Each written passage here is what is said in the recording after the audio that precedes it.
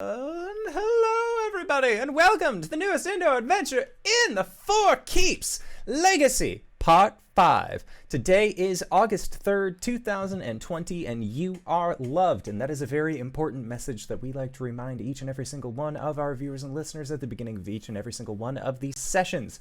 If this is your first time joining us, consider going to youtube.com/indooradventures, where you can catch up on the VODs of all of the games that we've played since the start of this channel, or you can find us anywhere where audio casts are made available for free under the same moniker. And if you like free things, consider going to patreon.com/indooradventures, where we have our after show hosted up there called Nights in the Courtyard, where we answer questions not only from the community, but also from each other. And currently there is a pinned post for a giveaway where you can actually find yourself becoming a part of the homebrew campaign setting in either the Monday night show or in our Tyrant Security game. And the winner of said giveaway at the very end of all of this will receive a piece of Tiamat merch. So you can either get a t-shirt, I think we have Tiamat mugs. If not, we'll work on it. But one thing, you might be getting the first one. You might be getting the first one. It'd be pretty sweet. But other Tiamat merch that we also have masks that you can find at indooradventure.redbubble.com. We got masks for all of Tiamat's chromatic glorious colors, and all of the proceeds of these masks end up going towards COVID-19 research. So if you want to help keep yourself safe as well as help support a good cause, consider going to indooradventure.redbubble.com. No S at the end. RJ, thank you for gifting a sub to G Game Nights. That's very kind of you. And you're so kind. We're going to start the show with you. Hey, RJ, who are you playing tonight? Hey everybody, I'm RJ here on the channel, but I'll be playing Caelum, the Shadowkai Wizard Cleric. Hi, I'm LBHackEmUp, and I can touch wings if I want to. This way? I don't know. I'll be playing Gwen, the Halfling Barbarian Fighter. Hi, I'm Connor. I am not going to be touched by anyone, and I play Arjhan, the Draconian fighter. Hi everybody, I'm Wings. I'm also known as Danae Keener, and I'm going to be playing as Cori, the Elegant Paladin. I'm the Indoor Adventurer. I have fixed the layout so no touching is involved, and tonight I shall be your Dungeon Master. So, last we left off, our group of heroes were making their way to the Grove of the Hermit in the northwestern region of our map, as denoted in the map, if you can see it, by a rather small-looking green space right over here. This is also the same location that Coriander's Corvid Skull Necklace has been pointing, leading her to her next season. It was along this stretch of road that Gwen ended up having a series of nightmares that were indeed created by the villainous shadow talker Chorin, who ended up sending a rather large and indomitable looking foe against you all in the form of the shadow giant Nadiro, an ancient spirit that was once Grayskull's rival. And we say once Grayskull's rival because as we ended last week's session, as the rain came tumbling down onto your group, Cori dealt like 87 damage on a level 3 smite crit, so that dude just became dust in the wind. And as the rain began falling down, Gwen, a lot of your strength has been sapped after fighting a series of shadows, or at least having these shadows fight against you, and that is where we are going to pick up. You are about 3 days away from where you believe your destination to be. It is currently the 29th of Petros. So. You alright, Gwen? He zapped my strength. God, I feel like Caelum now. That was the shadow, wasn't it? I think so. Yeah. I'm not a blood hunter anymore. Do I need to make an Arcana check? An Arcana check for about what? just to determine if these were Tell shadows. Gwen to sleep off the shadow stuff. Yeah, I'd say you could make an Arcana check, and if you don't have proficiency with it already, you can add proficiency, and if you already do, add expertise. I rolled a 4. Okay. I didn't add anything. I'm not proficient anymore. Okay. Add the bonus anyways for proficiency's sake. Okay, I rolled an 8. Okay, cool. Who knows? Gwen might be like this forever now. But you guys have encountered situations against creatures that have been able to change physical elements and other things like that. Like when you fought a Fomorian back with Damien, where Gwen ended up getting rather nasty because of an evil eye, but enough sleep, and she ended up kind of changing back. So you're thinking maybe that will be the case.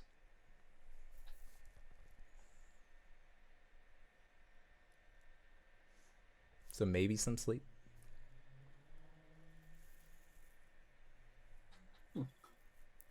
Am I gonna be like this for a while? Is this like Arjhan's thing? I don't think so. I'm trying to remember, but it's difficult. That's all right. If I have to build back up my strength, done it once, do it again. I'll keep an eye on her throughout the night. Cori will touch her for a couple of cure wounds at 2nd level, 25 hit points. Thanks, Cori. Anytime. So go back to sleep and then, or should we move from here since I know where we are? That might be a good idea. It'll probably cut into a little bit of the travel time tomorrow, but better safe than sorry, right? Yeah, I guess.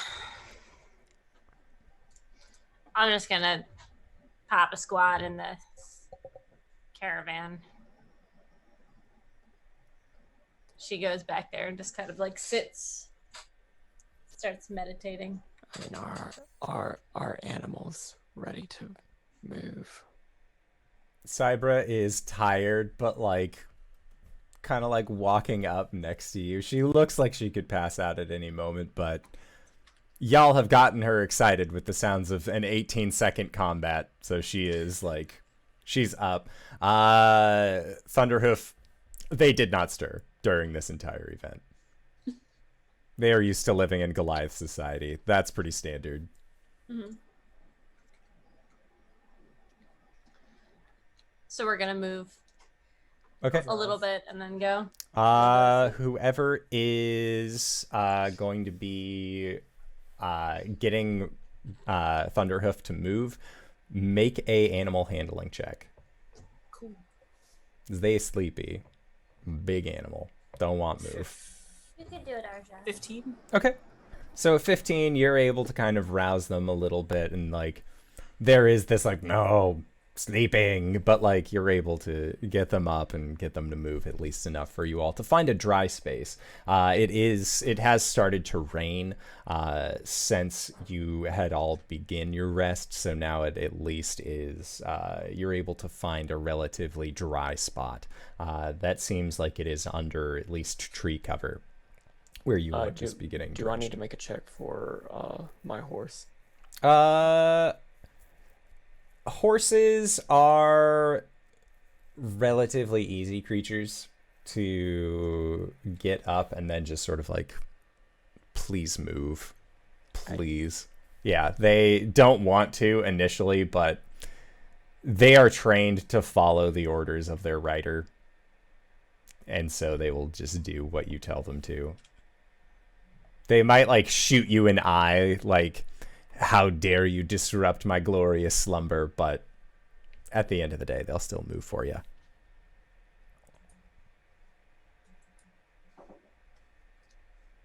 Okay. So yeah, it takes you guys about 20 minutes or so to relocate camp, unless you wanted to continue on longer from your current location in doing so, but that's entirely up to you. I don't need to sleep, but talk to the rest of the party about it. What? You want to camp here for the night? Looks good to me. Gwen's going to need some rest. Mm-hmm. I could use a nappy poo. She'll cuddle up next to Caelum. Snuggle in.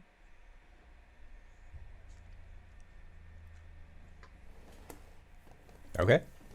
Sounds good. So, may all go through a long rest. This time, it is unperturbed. Gwen, your strength returns on a short or a long rest, so just goes back to what you had previously, which was 20. Ugh. She wakes up and she just, yes! Yes! And she flexes and it's just like bulging. Super Cool. toned. Yeah. Sorry. Right. So, 3 days? Wait, did I have any dreams? You did not. Thanks, voice of the sky. No problem. Mm, The cloud forms a quick thumbs up and then dissipates into the wind. you did a lot of kicking in your sleep, but none of it was running away from anything, so... All right, well, I'm ready to get this trip over so we can start our next adventure. No offense, Cori. None taken. And Arjhan. Cori's going to try to switch to summer. Okay. I rolled an 18. Nice. That's exactly what you need. All right. So, you are all going to continue going about the trip. Cool. Yes. Cool. Caelum, are you still working on any kind of item of sorts while you move? He'll swap back to the...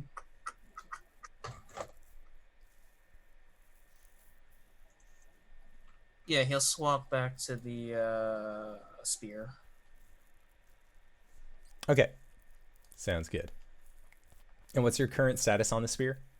Let's see. Spear is at 7 out of 10. Okay. Sounds good. And I rolled a flat 50.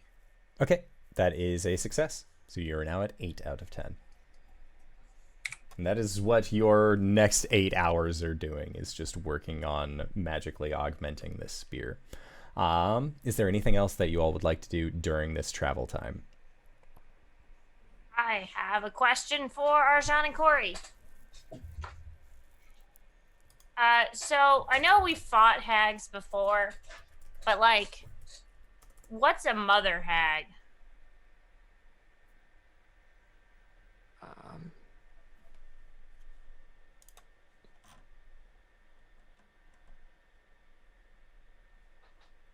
Should I roll for this? You can make a history or an arcana check with advantage. Doesn't matter, they're both the same. 12. Okay, Arjhan, you would be able to do history or arcana with advantage as well.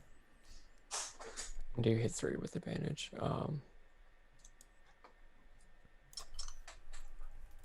So as you've been asking Arjhan these questions about faithing an undead, he feels like he looks like he's getting lightheaded. 16. Okay, so 16.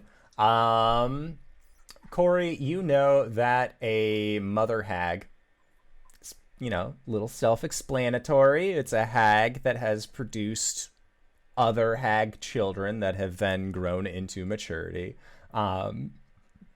Arjhan, what you are able to understand from your 16 is that ultimately a mother hag is a matriarch of not necessarily her coven, although she could have a coven with her daughters, but she is seen more as a almost like a higher status individual among hag society. Like the older that you are as a hag is the more clout that you get. So if you are dealing with a mother hag, depending on how old they are, they might be higher up in hag society. They might have more children, more grandchildren, that sort of thing. They're kind of a big deal. And usually with age comes power. Uh-huh. I mean, what more do you want than that?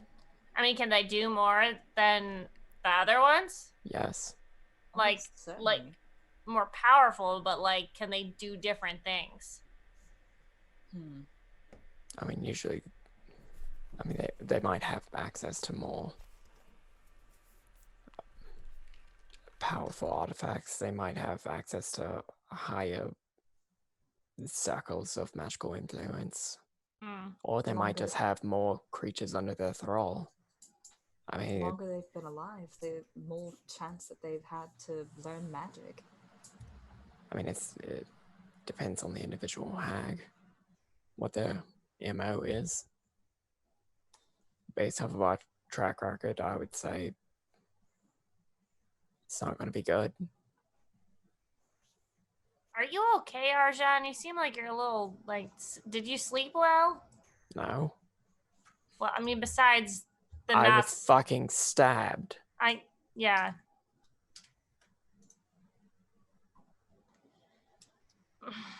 But no, I'm trying to.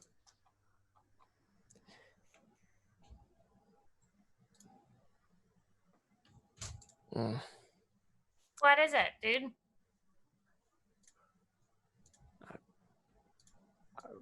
I'm trying to think on the creatures that have fought, the things that I knew about before, and it's harder. Like, I should know these things, but it's just like I have a blockage. Oh, we all have trouble from time to time. I mean, you can't remember everything all the time. No, I mean, this has been happening for a while. Huh. Someone messing with your brain? I think it has more to do with something else. Okie dokie. I'll pop a divine sense on Arjhan. You don't get shit. Nope. Not even that hint of fiend that he used to have. Interesting. I don't sense any of the fiendish energy that you were exuding before. Great. That's good, right? It is. Just means that things have changed. Change can be natural, Arjhan. It's not always a bad thing. Right.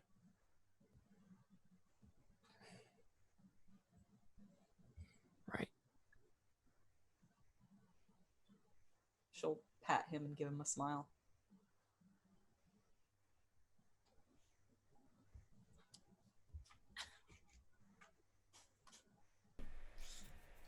Sorry, I have a bunch of monsters crawling everywhere.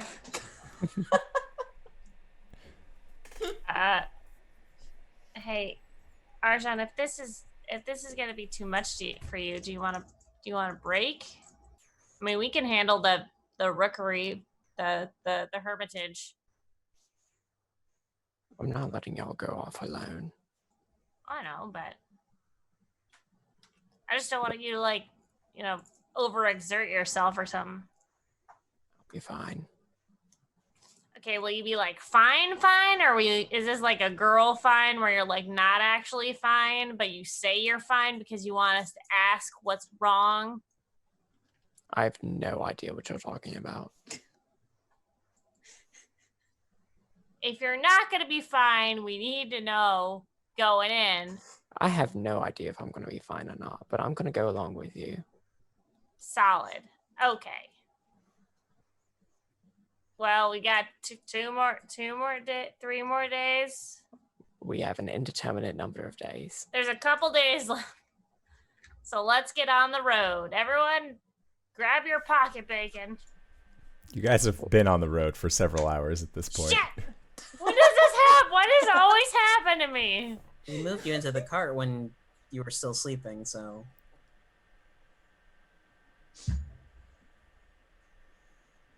Fine. Danger sense only works for danger. Yeah. Somebody carrying Gwen up to their bed because they couldn't stay up to watch the ball drop on New Year's. She's not a child. So, it is towards the end of your travel. You know that you only have 1 day left until you begin heading, until you actually can get into the grove and make your way to this hermitage. And as night falls, you all see that there is a full moon out tonight. It does not seem like there is enough of a break in the clouds that you are able to see this, but the rain has not stopped. The thunder has not stopped. And off in the distance, every once in a while, you will see these lightning strikes, but it has been raining nonstop now for a couple days. It's not unusual this time of year, but it still feels very balmy for how late it is in Petros. So, night falls. Is there anything that you all would like to do? I know that you have been waiting for said full moon to investigate what happened to your godling that you have been put in charge of. So, Caelum, are you pulling out your shield and getting that ready? He's getting that ready, and he's just standing there like a meerkat. Cori will approach him before sunset, I want to say. And she'll say, are you excited to see Amaris tonight? You could say that. Good. It's good. If you do get a chance to talk to her tonight, could you ask her what she thinks of the Raven Queen?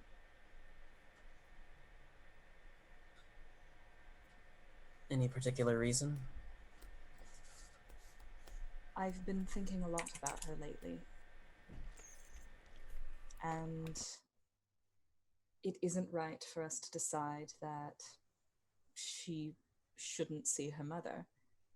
It should be up to her. I was told by Saloon to keep her away from the Raven Queen, and I'm sure there's a good reason for it. It's probably right. Still, I'd like to know what Amaris thinks of her. Caelum will nod his head.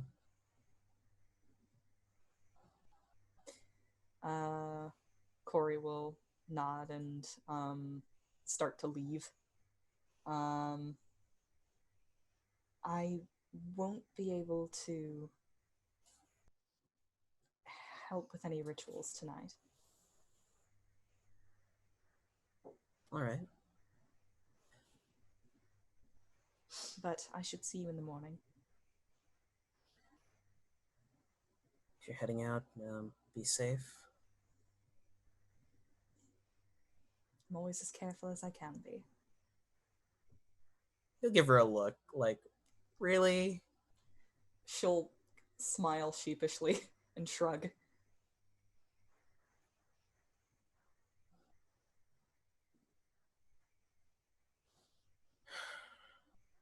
You muted, bud. Okay. So as Cori heads off, Caelum, you set yourself up like a meerkat to await Amaris's arrival. Arjhan and Gwen, are the two of you doing anything in anticipation for this godling's return? Last time she came out, she was a big angry owl. What is your take on what is going to be happening?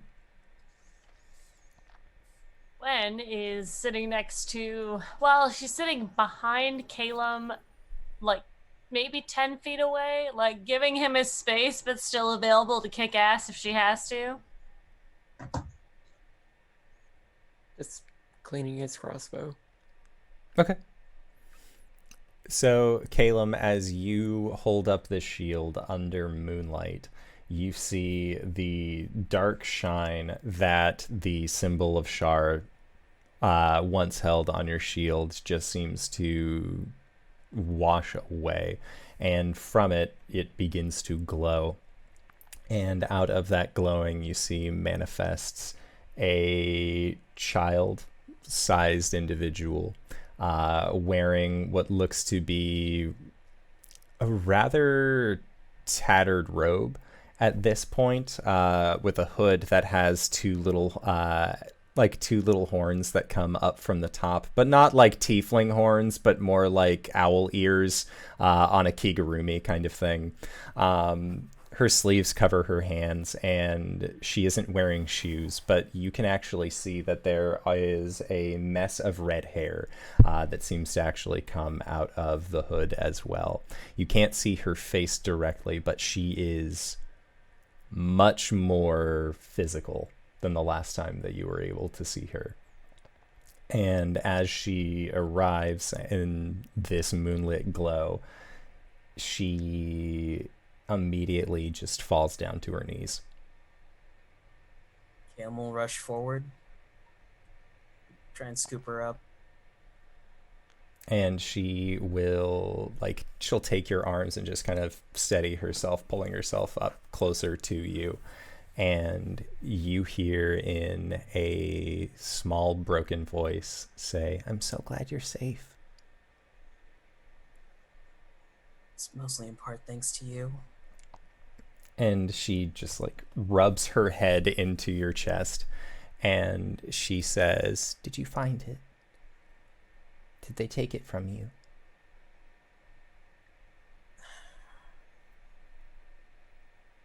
Sadly, well, Arjhan has it in his bag, if I think I know what you're talking about.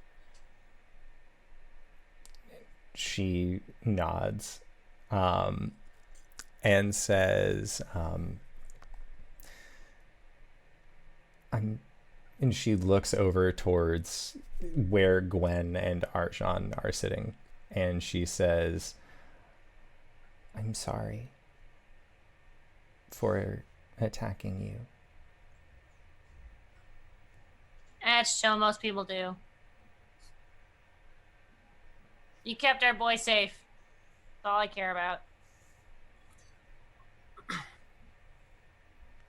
And she is just speechless and just gives Caelum as fierce a hug as she possibly can. I'll return it. How are you? It's been a very long time. I tried to reach out, but I had to wait till today. And she says, "I promised I would protect you. And so I did. As long as you're fine, I'm fine. I'll be okay." She has the big sniffs of a child trying not to cry even more than she already is. That hug tightens around her. There's a lot I have to tell you about. And she will sit into your lap, and will look up towards you. Do you want to do some reading first? She nods. I imagine What they're like looks on like a proud mama. there's a dry spot, correct? Yeah. Like Gwen. Yeah, you guys, during your guys' travels, you have been making sure to find dry, restful spots. Yeah. He'll pull a book from his bag, and embroidered on it is The Little Prince. Okay. Sounds good. So as you read to Amaris, she eventually will fall asleep on you until you can just feel the rising and falling of her small chest as she has just hit this steady point of rest. And it seems like even though she has said that she is fine, she is exhausted. The fact that she couldn't really even stand on her own at this point has led you to believe that she probably went through a decent bit during her time protecting you. And as you are like trailing off, as you do when you're reading a book to somebody and you realize that they have fallen asleep, Caelum, you hear a sound like a quill on paper, and it is coming from your bag. He'll reach for it. It is from How to Train Your Chimera. If he opens the book and flips through it. There are notes in some of the margins that you did not place there. And the notes say, "You have done well, Magister. The bond you share with the Godling is one that cannot be replaced. As she has protected you all these years, it is now time for you to do the same." And you recognize this handwriting. This is Saloon's handwriting. Oh.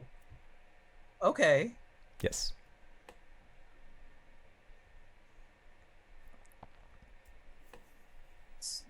I wonder if this is how it works inside the library. And you hear scritching from a few pages in, and when you flip to it, it looks like she's waiting for like end of chapters when there's more there's more padding on the page to actually write things, versus than trying to like scrawl it in sideways.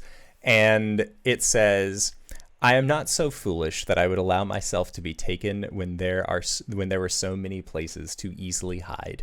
The Queen may have claimed most of my stock as her own, but yours is a story she cannot claim.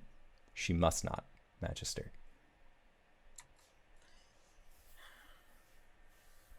So you're aware that about the deal I struck with Mistra? She's my daughter. Well, you know, in some relationships, the daughter doesn't tell the mom everything, or like the son doesn't tell the father everything. I'm the or vice good versa. mom. What am I to do? And when you say that, a note responds with, "Keep her safe," and a little smile. He'll shut the book, press it to his forehead, and then put it back in his bag. Okay.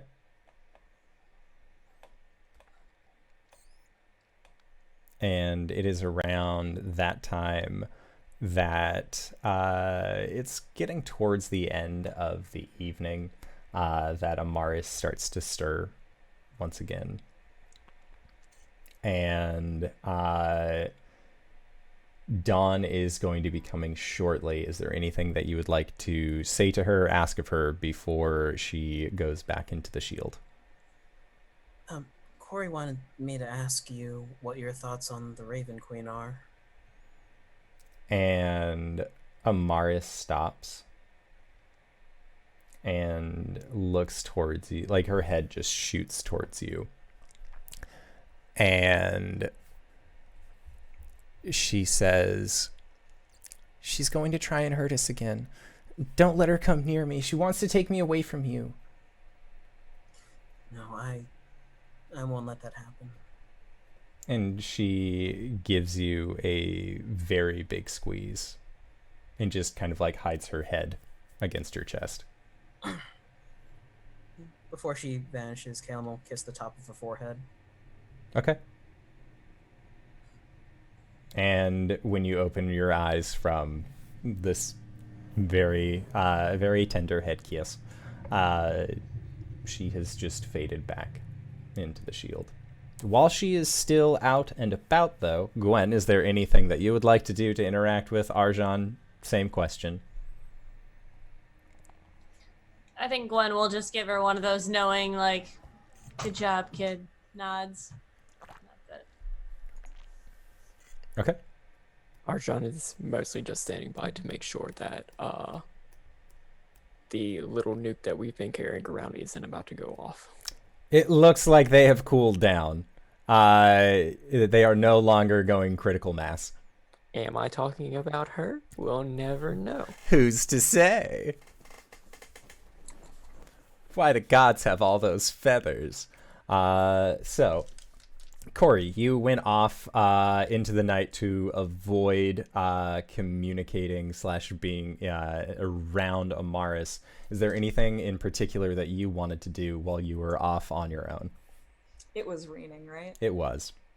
She'll just find a place that's fairly sheltered, and chill there. She has nothing in particular she wants to talk to Shar about, but she doesn't want to be around Amaris. Fair enough.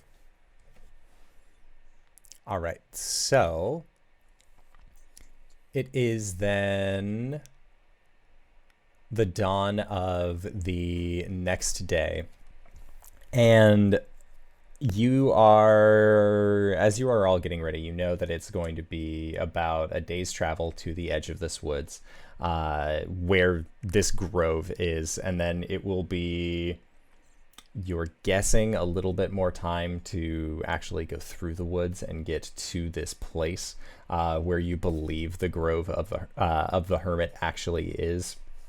Cori rejoins the group, and Cori, are you just staying in summer form? Yes. Okay, sounds good. So, yeah, you begin making your way. So you probably have, at this point, 8 hours of travel will put you into the woods. So is there anything that you wanted to do during this travel time? Caelum, you're still going to be working on, your magic weapon, correct? Okay, sounds good. So make your roll. 76. Nice. That is another success. You're so close. So close I can taste it. I have a Go ahead. question. Yes. Was I supposed to check in? What was the last thing I talked to Chua about? The last thing that you talked to Chua about was that somebody had been fucking around in your dream space, and you believed Okay. that it was Chorin, and that you also believed that it was coming from the grove of the Hermit. Chua then asked if you wanted your Goliaths to go and like scope it out for you, and you said no, it was fine. Keep them safe. They're like, dope. Cool. I will. I guess the night before, just fill Chua in about what happened with.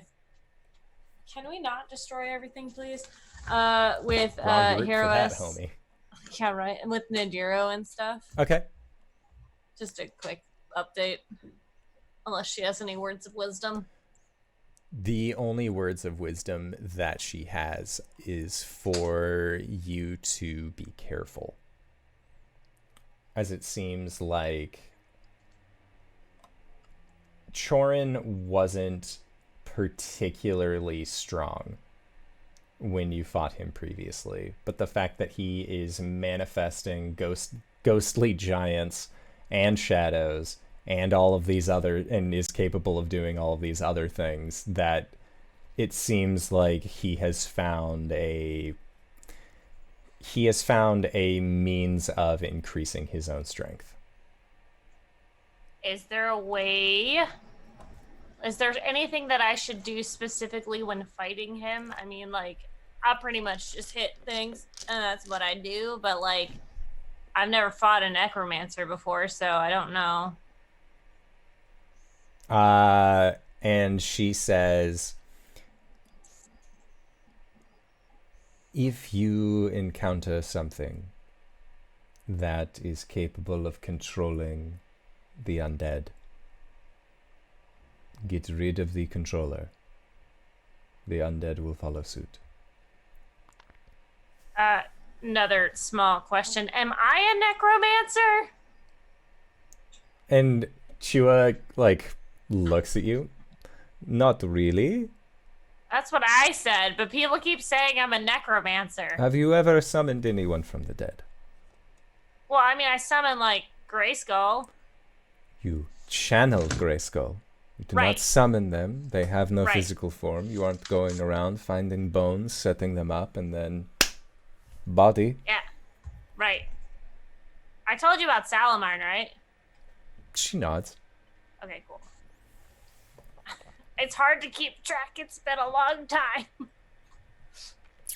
She's understanding of the situation. Also, at the start of the day after Amaris's visit, Cori, you receive a sending from Oliviette that says, "Please be all right. Elestre showed me a vision. You were before the moon. It went dark, swallowing you whole. I love you, and I miss your kindness."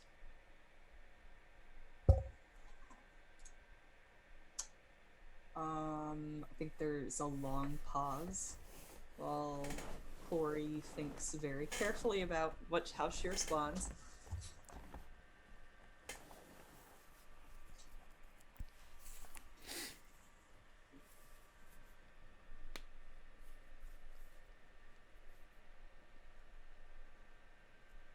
I am safe as I can be.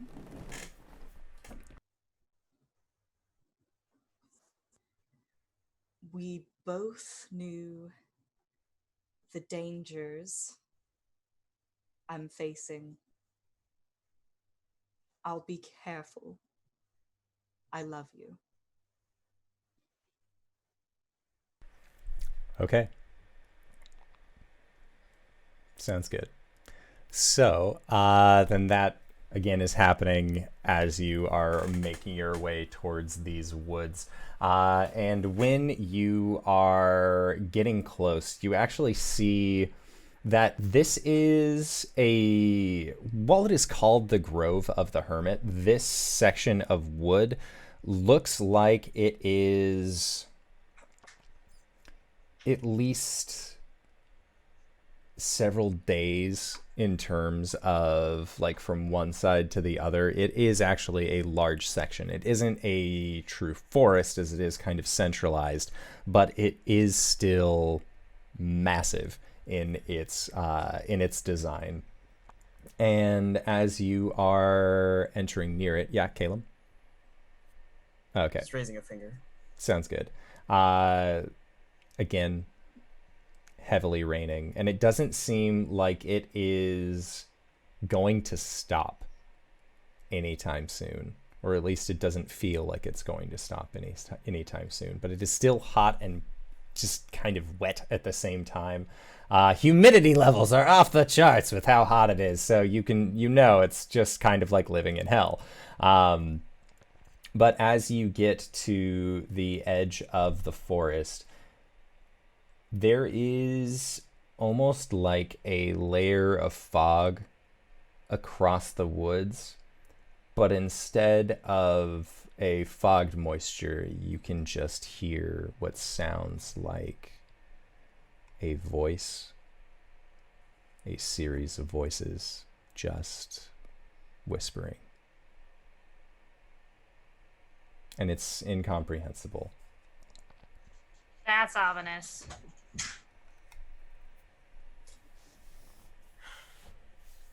Yep. So remember how you guys said I was a necromancer? He's definitely a necromancer. So Yep. just like, we gotta get in, cut his head off, be done. And then we'll bury him.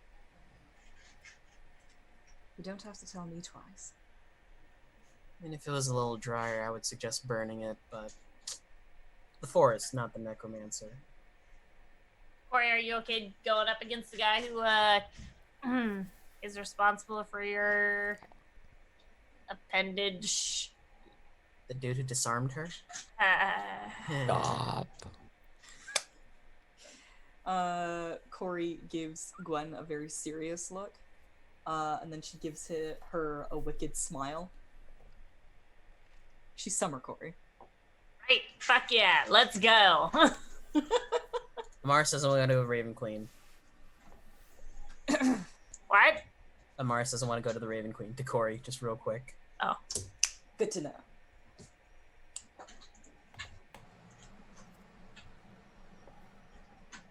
Okay. Sounds good. So, entering into these woods, your animals don't want to go inside of this. Your horse, like, as you get to the base and you can start hearing just that ominous whispering, they kind of rear up and just put their hooves down, lock their legs. Thunderhoof gets to the edge and just boom, just sits down on the ground. And Cybra, you can see her tail kind of pops in between her back legs. Her ears go a little bit flat against the top of her head. She is also very wary of entering into this place. Cori glances at Caelum. Yeah? Nothing. But I don't think the animals are going to be coming with us. Can you make sure that they stay? I will try. And Auroch is not gonna wander off. They're trained to stay. He's a good baby. Who's a good baby? Rain is just pelting them. Yes. Cori's going to approach the animals and make sure that they are secured and tied down. And probably go through the motions of talking to them, but she no longer has speak with animals. Okay. Make an animal handling check. Got knights in the courtyard. 12. Okay. You have spoken to these animals. Knights in the courtyard for tied up animals. Oh no. No. She's gonna, touch foreheads with each of them, and give Cybra some good ear scritchies. That seems to alleviate some of the stress that Cybra is under. Oh bless. Cybra's not getting tied down. She knows to stay. She a good girl. She a good girl. But yes. Okay. And as you all enter into this woods, the rain is still able to come down in sparing droplets, but it isn't nearly the full drenching force that it was on your way here. It seems like the woods themselves are at least offering you some sort of cover as you make your way deeper in. And as you do, I'd like for everyone to roll a wisdom save. +4. If you're within 10 of me. I mean, 27 then, if I'm within 10 feet.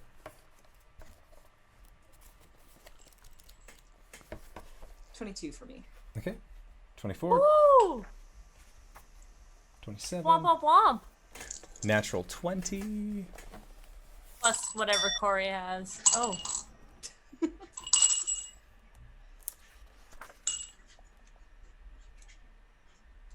Okay. And Arjhan, what'd you get? Is for perception. This is a wisdom saving throw. This is a wisdom saving throw. Okay. But you're within 10 feet of Cori, so you get a boost. 13 plus the Cori boost. Okay. So that is not enough. And Gwen, you said you got a 20 plus the 3 from Cori as well. Right? Yes. So Arjhan, roll a d6 for me.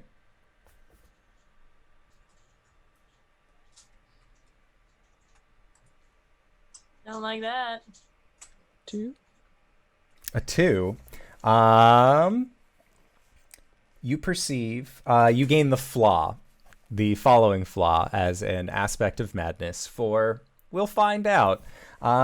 You perceive certain types of people, vocations, or entire societies as hideous monsters. He already had that.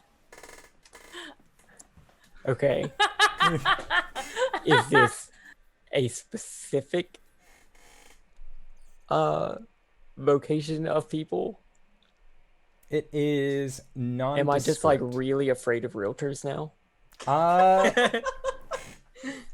Let's say that it is going to be, because it is a type of people, it'll be humans. So nothing has changed. Actually, roll me a d100. Oh boy. 6. So with a 6, we're gonna say it's elves. Uh-oh. Uh-oh. In that the two, I mean, I was already perceiving both of you as hideous monsters. this Aw, is, Thanks, babe. as you look at them, they become much more atypical of what you would expect a lich to look like, of what you would expect a revenant to look like. Caelum's face to you becomes much more gaunt. His eyes turn from having, like the gooey eyeballs in them to just having these gleaming beads of red. Same with Cori. She also just looks much more monstrous in her visage. You recognize them as still your friends, but you can't help but feel at least unnerved to some degree being with them. Like you feel like this wood is drawing out that dark part of them that they are trying currently to keep in check.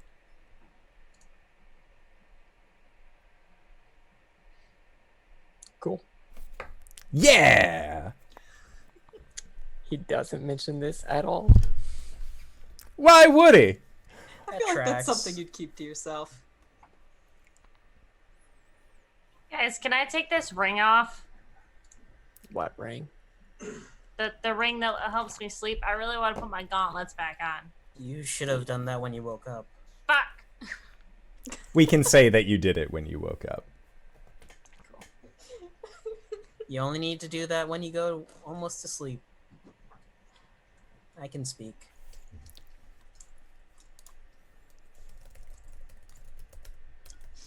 Cool. So moving cautiously. Yes. And as you are moving cautiously, it is getting to be closer to nightfall. And that ominous whispering through these woods has not stopped. And what's everyone's passive perception? Caelum, yours is like an 18 or some. 16 Yeah. to us. Also 16. 14. 14. Oh yeah, that's right. 2 of us have 16 and 2 of us have 14. Perceptive ass motherfuckers. So as you are all making your way through these woods, you also notice that a lot of the flora that is here is in the process of wilting and withering. it looks like any kind of vibrance that these trees, ferns, plants once held is just being sapped and leached away from them, to the point where it is almost like walking around in a state of decay.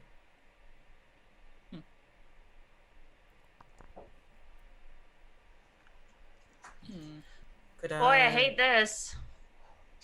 Could I do an Arcana check? Is this a magical effect hitting the trees, or is it just... Yeah, you can make an improper? Arcana check.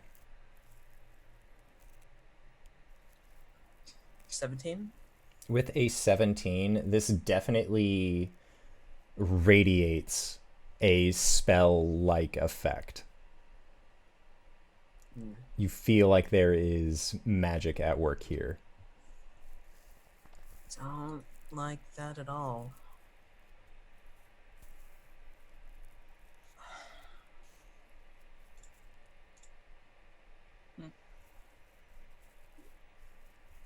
Alright. And as you are standing up, Caelum, from having inspected one of these plants, you see what looks like a shadow among the trees just shift and move. He'll glare at it and motion for everyone, like, over there. And he will close his eyes and use a cleric feature, Eyes of the Grave.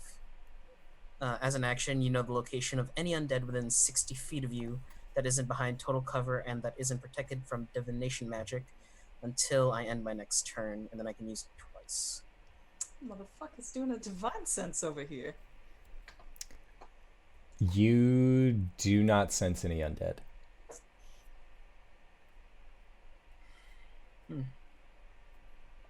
But what you do get with your Eyes of the Grave is that there is a brief moment of understanding of the ominous whispering. And you hear, "So tired. Let me sleep. You should have let me rest."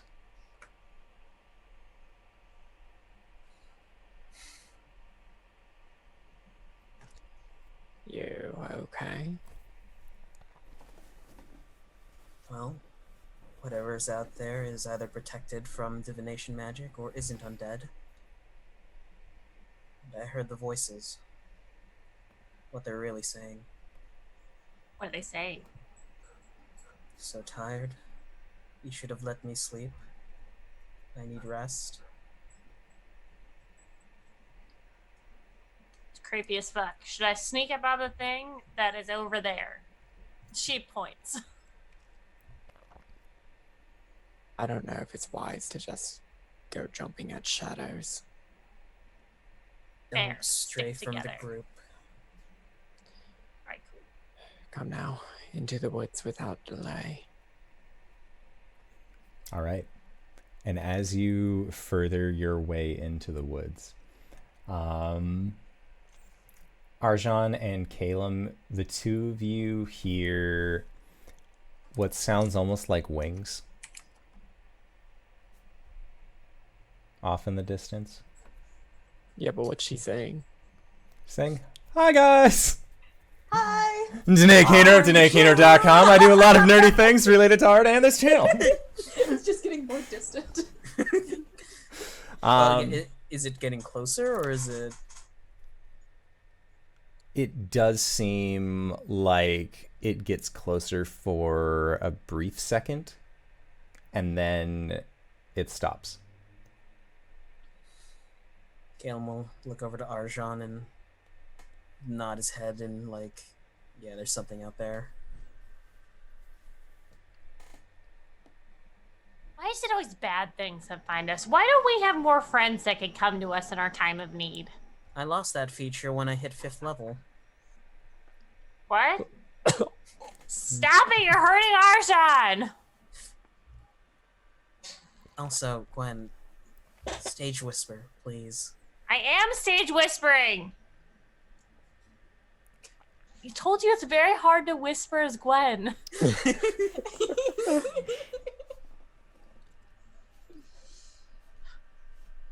Okay, so Your journey carries on for another 20 minutes, 40 minutes, an hour at this point, and every once in a while you will just hear what sounds like wings.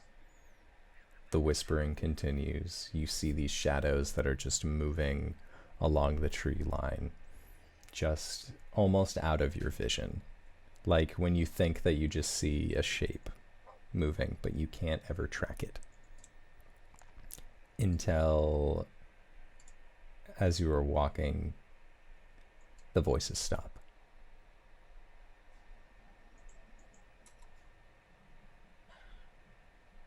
And you hear a... I take a step back. Do the voices start again? They do not. Shit. It's behind us, isn't it? We all do the slow turn. There is nothing behind you. Oh. Huh. We turn back around and it's in front of us. Ah! All right, hold on. Let me see if I can do something.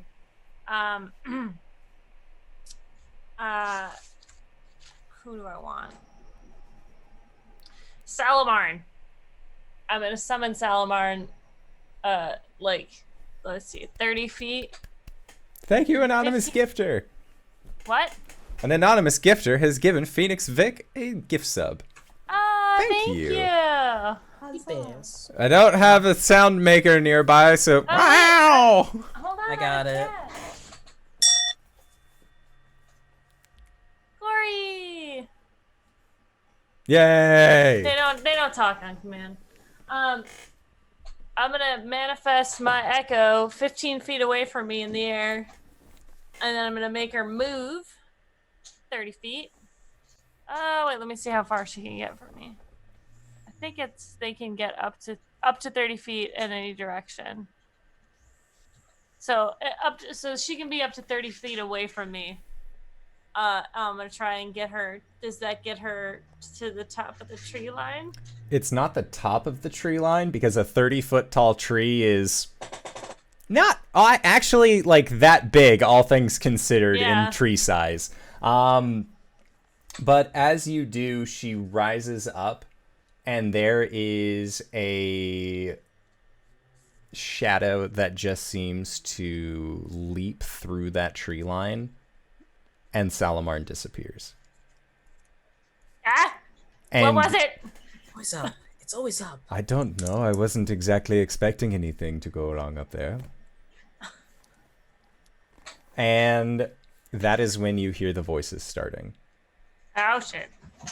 But this time they start as a brief din and grow louder and louder and louder until these voices are just filling your ears with the sound of rain just sort of piddling down in between, almost encompassing everything other than that strange that seems to come from above you. But as you focus on where this voicing seems to grow the most, where it's centered on, you see like the shadows of the trees are seeping down like pine resin, like sap just being drawn out of these trees. And as they do, they coalesce into a pool, and from that pool you see a figure begin to rise. And as they do, I'd like for everyone to roll initiative.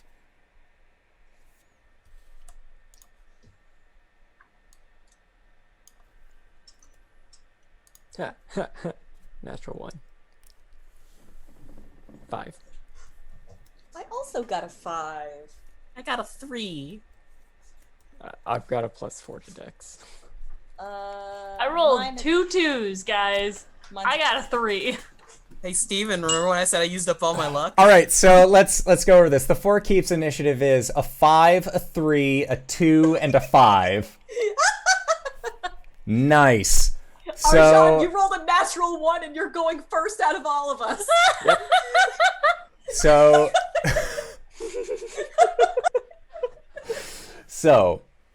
As this figure arises in front of you, the reason I wanted to do initiative now is because there is going to be a surprise round that is going to be against your group, but a certain barbarian ignores surprise rounds, so I wanted to make sure that everything was in place beforehand. So, Gwen, does a 16 hit you? It meets, yes. Okay. So, a creature that just seems to have shadows billowing off of it drops down from the tree line and grabs at you with their talons and picks you up and begins to carry you away as they use their snatch ability when attacking you. So, Gwen, you are grappled by this creature, and when grappled, you are restrained. So it is still going to do some damage towards ye. Oh, goodness. That is max damage for 18 points of slashing damage, and then 6 points of necrotic damage. And then... Caelum, I'm going to assume that a natural 20 hits you. Nah, too high. That's too high, friend. You are also getting Snatch Ed. Okay. So... that is... Caelum, you are going to be taking 17 points of slashing damage. Oof. And 12 points of necrotic damage as another one of these shadowy winged creatures makes a snatch against you.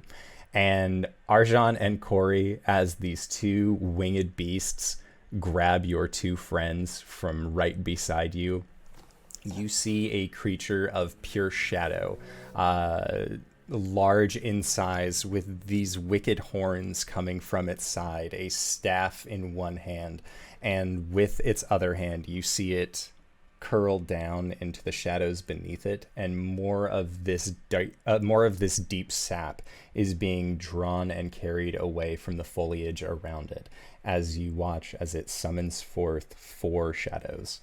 And that is where we are going to go into our break for the evening. So I'd like to say thank you to everybody who stuck with us so far. We're going to try and be back in 5 to 10 minutes, so don't go no place unless it's to grab a food, grab a drink, grab a friend, or possibly go to indooradventure.redbubble.com. Pick yourself up something nice, and when we come back, we'll get into some sweet, sweet, shadowy combat. So don't go no place. All right, everybody. See you soon! And we're back! Into the woods we have to live. The time is now. Initiative. Into the woods to get the skull. Oh shit, there go our buddies. That's all I got. That was beautiful. I had like 30 seconds to make that. Can we always have musical lead-ins back into the session? Do not put that kind of pressure on me. Andor. No, I wouldn't. No. I wouldn't do that. Be careful what you ask for. That was a delight, and I'm here for it. So, speaking of people who are currently here, let's set the scene, shall we? So, for those of you who are just joining us, what had happened is that while our group of intrepid adventurers were making their way through the woods, the consistent chanting and voices that you had heard had all stopped, no longer seeming to surround you. It was at that point that you all started seeing like shadowy shapes moving. At one point, Salamarn was dispatched in order to go above the tree line, possibly to see what creatures were befalling you or what things were actually tracking you down, if any. Salamarn was then swiped by a shadow, and as you were all discussing what to do, specifically also about Gwen's stage whisper, your party was assailed by some winged creatures who had been following you now for quite some time.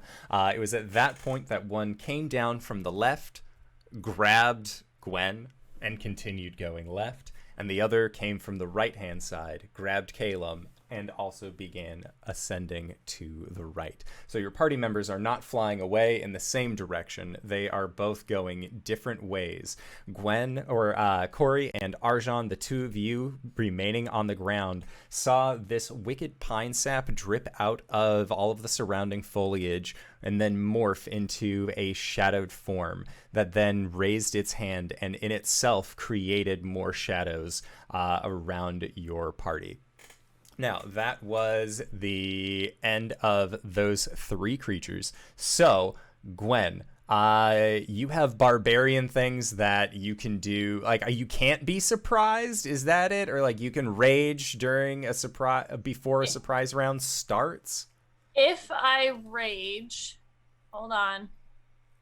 If I rage first, then... one of my you aren't surprised so long as the first action you take is to rage. Yes. Okay. If additionally, if you're surprised at the beginning of a combat and aren't incapacitated, you can act normally on your first turn, but only if you enter rage before doing anything else on your turn. Okay. Yeah. So, turn economy. It is all of these other, or actually, the wording for the one creature with some of these shadows is that the shadows then go immediately after that creature is gone. So it is time for 4 shadows to do their dirty works. God. They are going... But I don't like foreshadowing. Yeah! Oh! Hey! 2 are going to go on to Arjhan. 2 are going to go on to Cori. So that is it for these boys. They each get 1 attack per turn. Arjhan, does a 24 hit you? Sure. So that is going to be for 7 or 15 points of necrotic damage. And how many? 15. 15. Yes. Then roll a d4.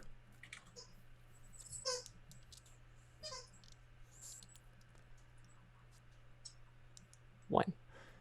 Your strength score is reduced by 1.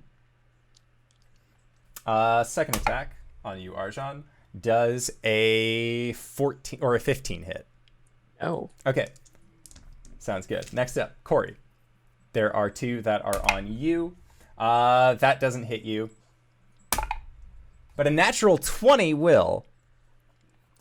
So, Cori, you are going to be taking fun numbers. That is going to be for 21 points of necrotic damage. Oof. Seems like these shadows are a wee bit stronger than the last ones that you came into contact with. Roll a d4 for me, Cori. Oh, it's a 4. Your strength score is reduced by 4. So, that was it for their turns. Next up were these creatures. Gwen, you were picked up by one of these flying creatures in a set of wicked talons, and they have flown now with you 60 feet away from your party. And as you look back, you see this large shadowed humanoid looking figure with, again, this sort of like horned headdress looking thing. They're made entirely of shadow, so you can't really pick it out, but it does seem like there is some sort of like ceremonial attire that this creature is wearing. And they have summoned forth a small army of shadows to then attack your 2 alone friends as your boy Caelum has been snatched. Solid. How far away is Caelum from me? Caelum would be 120 feet away from you. All right. As cool. you are 60 one way, he went 60 the other. All right, cool. Gwen is going to I would like tiny rage, please. Okay. And then Gwen is going to like struggle a little bit, and then she's gonna hit her gauntlets together, and I would like this guy to make a Constitution saving throw, please. Okay, a con save from this duder is going to be an 8. All right, cool. He takes 27 thunder damage, and Gwen disappears from his arms, Okay. moving as she uses her echo gauntlets to thunder step. 90 feet. I'm gonna. This thing is in the air, right? Yeah. So I'm gonna go 90 feet towards Caelum and land in a tree as my. That's my action. Make a dexterity save. Cool. As you are in the process of moving. Yeah, I'll say this is at advantage. Because you were in the process of moving quite quickly and then Yes. just bamfed yourself over to a tree branch. You still have a little momentum with you. Cool. Dirty 20. Okay, that's fine. So as these gauntlets activate, Gwen, you very rarely get the chance to actually use your chieftain's gloves. But the smoky quartz that is along the lines of your knuckles, you hear and they start to slightly glow. And with a loud crack of thunder, you disappear. And you just see, the rest of you would see a streak of lightning just shoot down from the sky, since it is so cloudy out, and just deposit Gwen on this tree branch. And there's actually like a smoldering hole in the way that the lightning has taken you. Fuck yeah! And then I would like to action surge, right? Is something I can do? Yes. Yes, it is. Oh, so many characters. I'm going to action surge, and I'm going to huck 2 hand axes at this mofo Okay, that's carrying Caelum away. sounds good. These are magical. Okay. An 18 and a 16 to hit. Both hit. All right. Cool. Those are both. Some reason my brain had a slight moment where it's like, no, you didn't roll under. That doesn't hit them. Like, it like flipped how AC works. Yeah. This isn't second edition. What's your THAC-O? So that's 10 plus 16. So 26 damage. Okay. Sounds good. And I'm gonna yell at this thing. I'm just gonna curse at it Okay. to try and draw its attention. Sounds good. So that was the first round for the surprise. Surprise!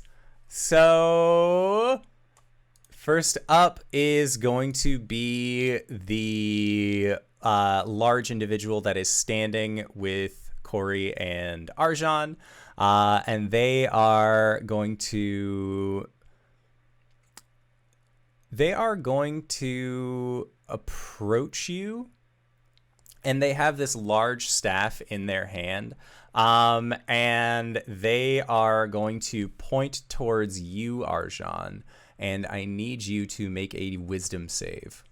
Is this a spell? It is a spell. Counter spell. Yeah. 60 feet away. Yeah, that'd work. So yeah, they go to cast a spell on you, but it looks like their confusion spell did not fire off as they wished that it had. So that is going to be it for their turn, as they don't have a bonus action. Next up, the Four Shadows. They're hanging out, having a good time. So 2 on Arjhan, 2 on Cori.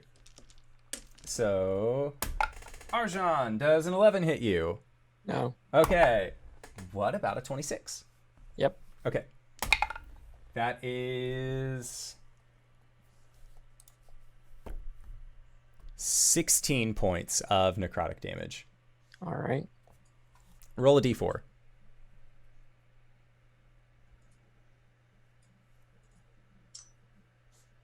Three. All right. So you lose 3 strength. Okay. What's your total strength currently? Currently now it is 8. I understand that if I hit 0, I die. Yes. So, then to it, Cori. One of them gets a 21 to hit. Yep. Okay, so Cori, that is going to be for 9 points of necrotic. Roll a d4. Yeah, that's right. It's 1. Okay, so you lose 1 strength. Ugh. Cori, what's your strength? It's 11 right now. Okay, sounds good. And then second attack towards you, Cori, is a 25 to hit. Yes. That is going to be for 18 points of necrotic. Okay. Roll a d4. And here's the d4. A 3. Okay, you lose 3 strength. All right. Then it is the flying creature's turn. One of them is going to swoop around, and Gwen, you watch as it is following you, it actually will, like, it'll turn around and get about 80 feet close to where you are. And then you watch as it just dips into what looks like a thin shadow that is being cast on the underside of a tree branch, and they just sink into that shadow. And then they appear at in another shrouded tree branch above you and are going to begin directly attacking towards you. So they are going to do a bite. That is a 19 to hit. Mm-hmm. So that is for 8 points of piercing. Halved because you're raging. Yeah. And then 6 points of necrotic. Cool. And then they are going to try and make a claw attack towards you. That is a 21 to hit. Mm-hmm. So 12 points of slashing. Mm-hmm. And 7 points of necrotic. Ow. Okay, and then the one that has Caelum is going to bite and claw at its current prey. So it has advantage against you, Caelum, because you are restrained. So that is a 21 to hit? Yep. Okay. For 7 points of piercing damage. Or no, sorry. 13 points of piercing damage. And 6 points of necrotic. But because you're a Shatter Kai, that's halved, right? Yep. Okay. Then it's going to try and claw you. And that is... Does an 18 hit? Yep. Okay. So that is for 17 points of slashing and 11 points of necrotic. 6. Yeah. All right, but that's it for the onslaught of individuals that you have before ye. So, Arjhan.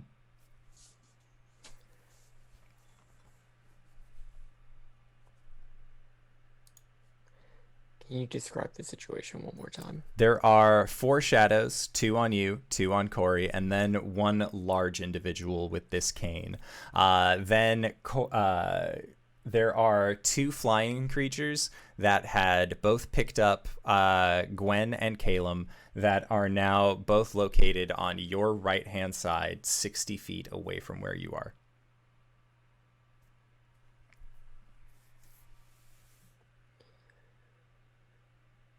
I would like to action search. I would like to use my bonus action to cast Hunter's Mark on the ship. I'm gonna call this guy a Shadow Weaver. That's not his title. I don't know what this guy is. But that's what I'm calling him. He is Hunter's Marked. I would like to fly up in the air just a little bit. Not enough to provoke an attack of opportunity from the shadows, but enough to get a clear shot. Okay. Or what I assume to be one. And I would like to take 6 crossbow shots at this general thing. Yup, you do. Make your attacks. 14. Does not hit. 26. That will hit.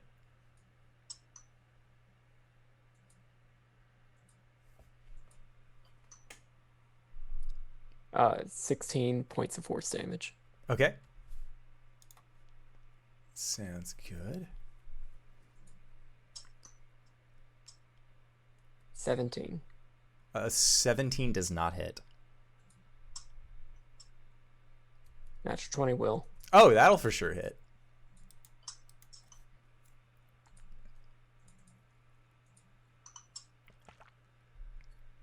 Uh, 17.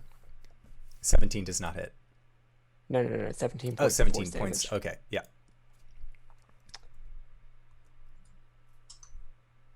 15. Does not hit. 23. 23 does.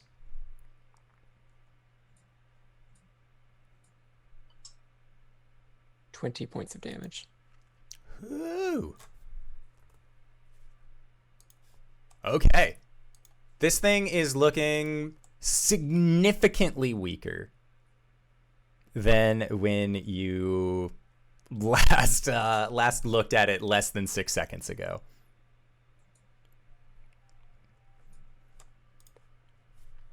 Okay. And that was your actions, bonus that was action. my bonus action and 2 actions. So yeah. Okay. Sounds good. So, and now you are also in the air? Correct. Okay. But you didn't move far enough to provoke, right? Is what No. you had said? Gotcha. So you're just 5 feet up. Gotcha. Okay, so then next up, Cori. Cori is going to. Can I face step to a place where I have all of the shadows around me? You might could be just, you could move like behind them next to the biggin. Is there a place that I could stand that has all of them right next to me? Yes, a 5-foot step to the right. Cool, I'm going to face step there so that I. Arjhan explode is them in directly fire. above you as well. So you will hit him with your ability. He can take it. Hit He's me. a tough guy. Hit me. He's a tough guy. Do it. Okay. That's what I thought you'd say, you fucking monster. Amazing. Well, fortunately, my charisma didn't go down, so they all take 4 fire damage. Okay. My bonus action, and then I'm going to take some swings. I'm going to attack the ones that are next to Arjhan first. First one is going to be an 11 to hit. Oh, wait. 11 does not hit. Okay, and the second one's going to be a natural 20. A natural 20 for fucking sure hits. Woo! It's 24. Okay, cool. Thank you, Word Fangirl, for rating. Yeah, thank you, Word Fangirl, for the raid. Yeah, that happened like forever ago. Bing bong. I don't have my water bottle with me. I'm going to hydrate. So that's gonna be holy shit, maximum, well, almost maximum. Yeah, no, it is maximum slashing damage of 14. And you're doing this against a regular shadow? Yeah, just one of the Oh, he's dead already. It's all right. Okay. Well, He's already dead. with advanced radiant smite, I also get this, so 15 radiant damage. But Toast. Disappeared. cool.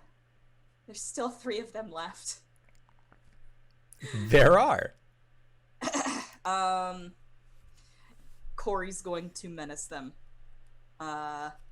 trying to get their attention. And that's all I can do. Nice. Next up, Caelum. Caelum, Caelum. a large, leathery, shadowy creature has appeared out of the sky and grabbed you, and you just saw Gwen turn into a lightning bolt. You know, this might as well happen. He's going to Blessing of the Raven Queen. Thematically, it's he teleports on top of it, kicks off, and then teleports away 30 feet. Uses his fly speed to get another 30 feet, and then Steel Wind strikes.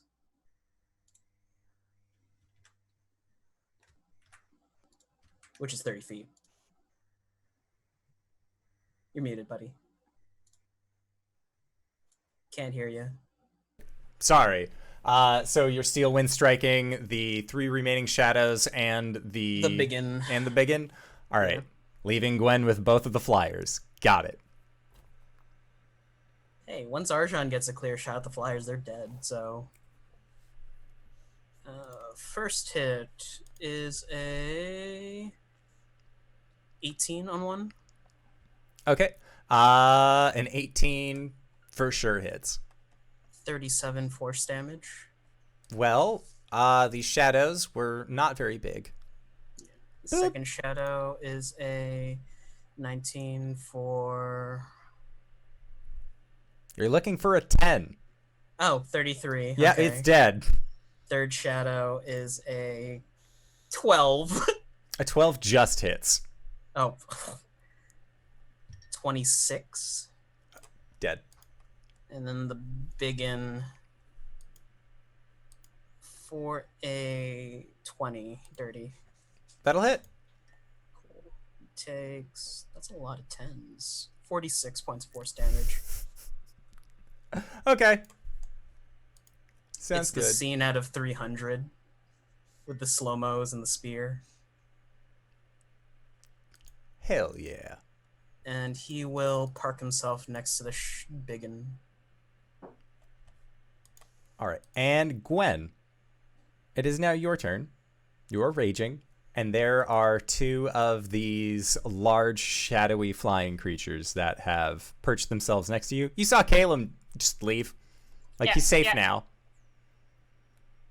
Solid. Forgets I can do this. I've got a hero complex. How close are they together? They are less than 10 feet apart from each other. Solid. And they are not within 10 feet of me? They are 10 feet One away of them from me. is 5 feet on you, and the other Okay, cool. you would hit with your axe, or with your axes, so it is Yeah. also within 5 feet of you. Cool. I'm going to go ahead and throw the Sun Forger above them in the trees, whoopsie doodle, and I'm going to explode it. You are at the same level that they are. So are you going to I be... thought one landed above me and was attacking me from above. It was sharing the same 5-foot square adjacent to you. They were just on the wall, like okay. of the tree trunk. Okay, then I won't do that. I will attack them. I'll do 1 attack each with a run tax. Okay. One is a 16 and one is a 19. Both of those will hit. Solid. So that's gonna be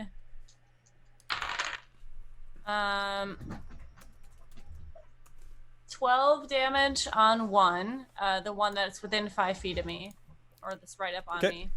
And then on the other is 18 damage.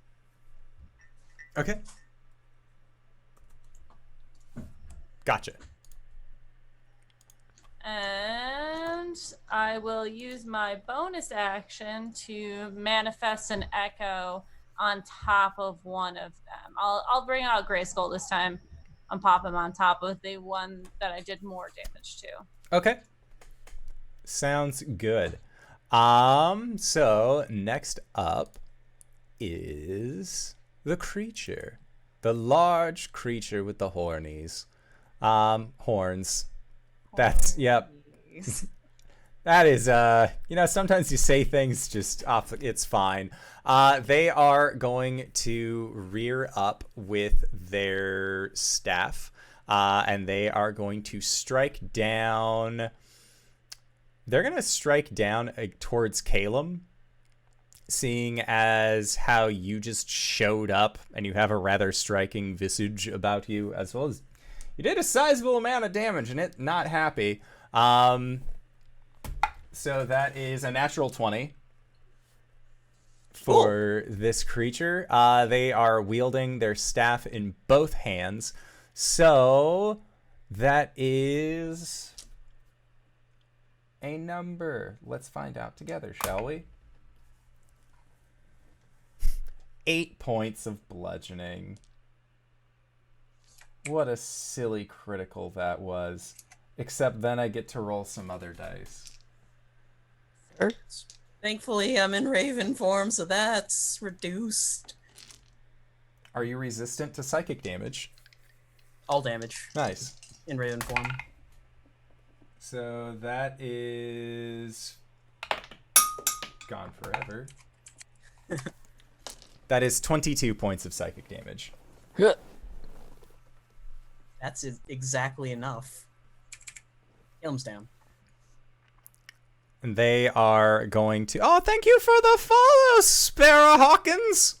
They are going to then twist their staff in their hands and set it down at one side, rear back with a claw, and strike out towards you, Arjhan, as you are currently in the air and about chest level for them, so it's easy for them to reach out. No, they're a fucking monk. That is an 11 to hit, which I don't think will. So they are unable to strike against you with their claw. Next up are the flying creatures that are right next to Gwen. So one of them, the first one, is going to get a that is a 19 against you, Gwen. That hits. They're going to snatch you. Snatch. Yep. They pick you up in them claws, and you are once again grappled / restrained. And then they are going to fly 80 feet deeper into the woods, and they are going to deal some damage to you along the way. Knock that over. We're good. So that is 11 points of slashing damage. Okay. And 8 points of necrotic.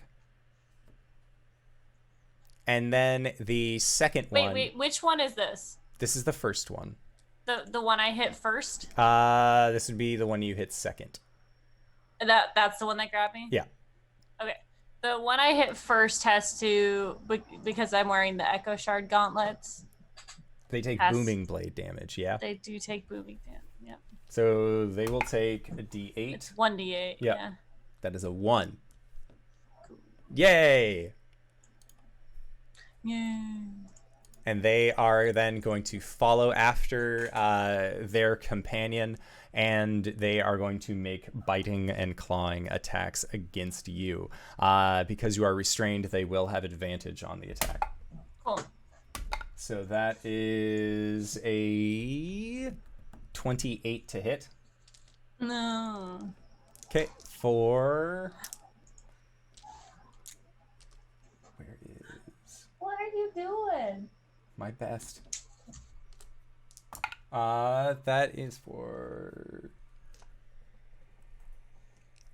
13 points of piercing damage.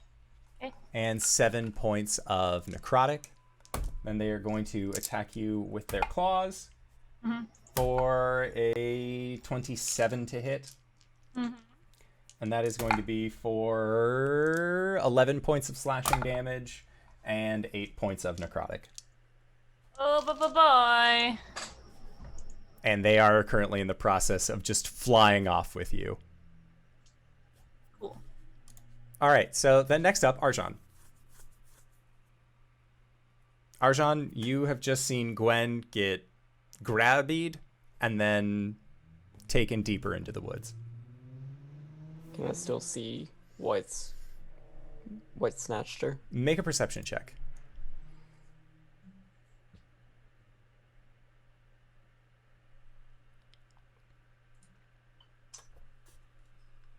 $13. A 13... With Gwen screaming, cuss him.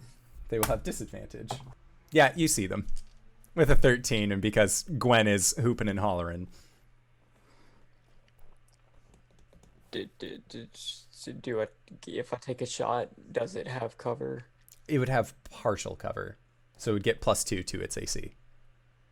Okay, so does that mean a 28 wouldn't hit? No, that'll hit. That'll strike true. unearring. And you had your hunter's mark on a shadow? Hunter's mark is on the gentleman with horns. Gotcha. So 10 points of force damage. Hooey.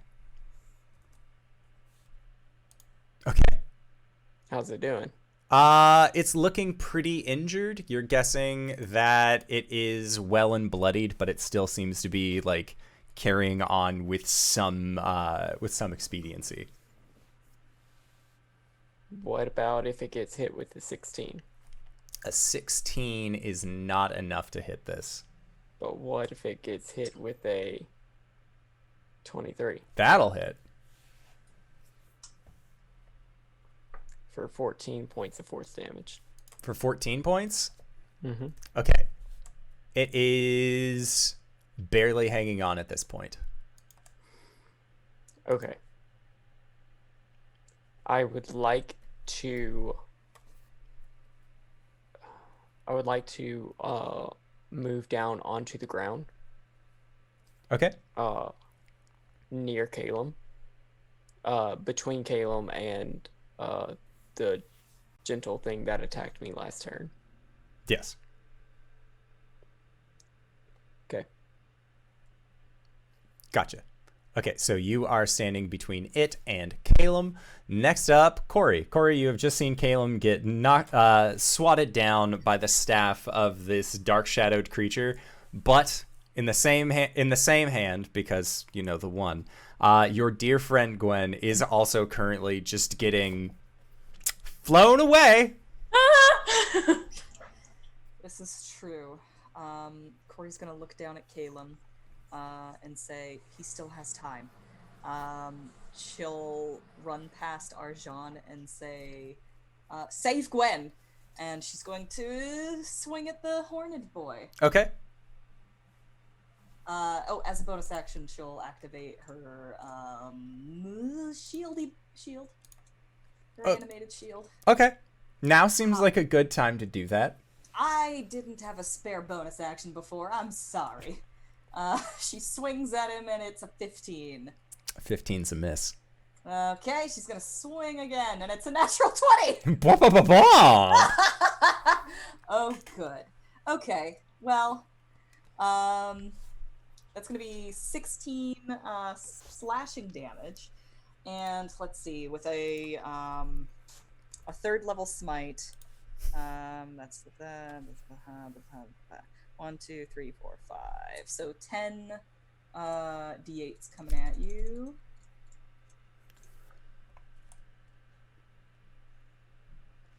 $58 radiant damage. That's still a preposterous number, but this creature is going to meet the same end as the last large creature. And normally when you have been striking the final blow against creatures, you have been getting a name to go along with them. This creature actually doesn't have a name.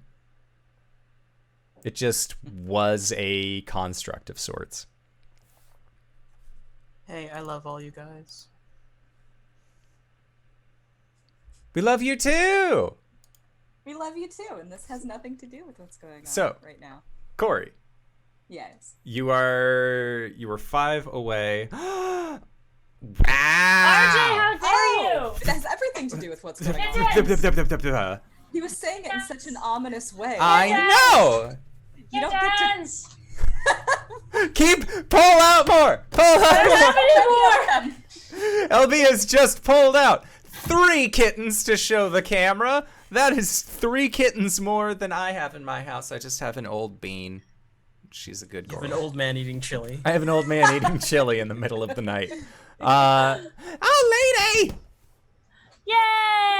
Oh, she's so cute. She's like, Dad. Dad, no, I don't want to be like Good girl, lady. We love you, lady. She's like, I'm gonna go back to my squeaky toy.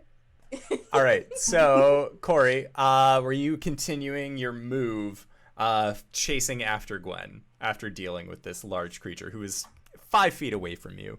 Yeah, sure. She's now at 8 strength, So basically, like when she swung at him, like she didn't expect to have less strength than before. So she just kind of like stumbled, and then she corrected for that, came back with a natural 20, exploded him, and then she takes a moment to catch her breath, and then she's going to run. No, not after Gwen. She's going to run back to Caelum because he still will probably need healing at some point. And that's the end of my turn. Okay. Caelum. Roll me a save. Nat 20. Woo! Oh my god. Beer. There's beer. Sorry. You come back with 1 hit point. I come back with 1 hit point, but do I want to be disturbing? Kind of want to be disturbing. Up to you. You earned this. Treat yourself today. There are weaves of purple shadow that just fall from the sky and go to each limb of Caelum and just drags him slowly to his feet. I'm He'll- standing in front of you and do not see this, and be thankful. You just shoot. There's a groan and a crack of the neck. Arjhan, your monstrous visions of elves currently do absolutely nothing to help you in this matter. That is Caelum, and then Gwen, you are being flown off. All right. I'm going to use my bonus action. I'm gonna like wiggle a little bit, look up this thing, and go, ah, shit. And then I'm gonna switch places with my echo, which is on the back of the other one. And Gwen's gonna start running along the back of this thing, and I'm gonna try and not be on this thing anymore. Okay. Yeah, you switch being restrained with Grayskull, who's currently now like clamped in the jaws. Like he was like, "Yeah, let's get ready to fight." Oh, what the hell? Like This is a Tuesday night. he fucking is now just trapped, and they are sailing off with him. You've switched onto the back of the other one and are currently running down. Make an acrobatics check. Okay. Yeah, all right. You're jumping off the back of a creature into the ground below? Or are you aiming for a tree? I'm hoping to aim for, because I'm like, what, 30 feet up in the air or something We'll like see that? what the acrobatics check says. 7. 7? Wait. I would like to use my inspiration Okay. that I got from when Connor was DMing all those times ago. Yes, do it! 7? No! I've been saving it for so long! That tracks. They go stale after a while. Apparently. Alright, so you're only going to be taking half as much of this as you Winnie the Pooh down the side of a tree. Wait, half as much because I'm raging? It'll be a quarter of it. Okay. All things considered, which is just 3. It would have been 9, but it's just a third of that. Gwen gets to the bottom and is like, she posts her back up against the tree and she's just like, guys! Okay. Are you having Just by Grayskull doing anything? I still have an attack action, so I'm gonna make him attack twice. Might as well. All right. He has disadvantage on these attacks because he is restrained now, but 16 on the first one, a 16 hits. and a 18 on the second one. At disadvantage? Damn, he's strong. I have plus 11 to hit. Yeah. All right, and let me see if I can do this because I actually haven't gotten to do this yet. You can heighten your Echo's Fury. Whenever you take the attack action, you can make one additional. You haven't taken the attack action. Yeah, I have. Okay. But wait, I thought I could make it hit harder. Maybe that's not this character. Anyways, all right, cool. Damage time. 17 plus 16, 20, Oh God, math. 17 and 16. 33. 33 damage. Well, they had 21. Solid. So Grayskull, you just see like give a really hearty chuckle and then flexes his way out of the grip. The creature was not expecting him to flex so strongly, and then just with a quick axe hilt or axe head into the creature's chest, it's still mid-flight. So Grayskull just laughs and holds his axe in place as the creature goes forward and just separates itself on his attack. I love it. And because he's a ghost, he's just like floating in air, laying on his back like he would be like after a hard night drinking. Like one of his legs is like lazily hanging down, just this is amazing. As Gwen hits the ground, is he more than 30 feet away? Grayskull, yeah, I'd say he's about 30 feet. Okay. Because if he goes more than 30 feet, then he poofs away, or I don't know how you want to play it, if he wants to slingshot to me or not. Yeah, he is just at that, like, the distance marker. But again, he's a spirit, so he can just stay in place. Yeah. So he is good. Next up is the one creature that is left. And they are going to attack Grayskull. Because to them, they are a scary individual. A 24 to hit Grayskull. As they bite into them. They only has 1 hit point, right? Yeah. LB? Yes, 1 hit point. Okay, 1 hit point. Okay, so Grayskull disappears as this creature bites into it, and then they are just going to fly, and it looks like they're going to run directly at a tree, but you just see them shift into the long shadows that are being cast from the foliage above. And then they are gone. And you guys are no longer in combat. Gwen just starts running back to the group with Grayskull next to her. She slides. That was fucking awesome, Grayskull. He just gives a thumbs up, like there's like a little bit of blood on his spirit form. And then he's just like, he just sort of like gets a big grin, and the rest of you can see him laugh very heartily and then mouth something towards Gwen that looks like he's saying, "That was incredible. God, I love being able to hit people again. High five." And as he connects with the high five, you just watch as his spirit disappears. Just You do 1 point of rejoins. contact damage. Yeah. I'm so strong now. Caelum, are you okay? I don't know what happened. 60 points of lay on hands for Caelum. Oh, good, because he was about to flop. There is a quiet in the woods. What was this creature?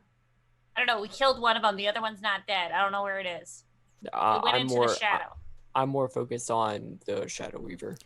So for this Shadow Weaver, make an Arcana or a History check. Can I assist him with this? I would say while he's doing this, while you are getting your lay on hands. Mm-hmm. Okay. This is 24. Also the first. How much? 24? Mm-hmm. So, Arjhan, you would know that this creature, whatever it was a facsimile of a fiend, which actually justifies the horns. There's enough pieces of this creature left after Cori hit it with the Divine Smite critical that you're able to kind of like figure out its bodily structure.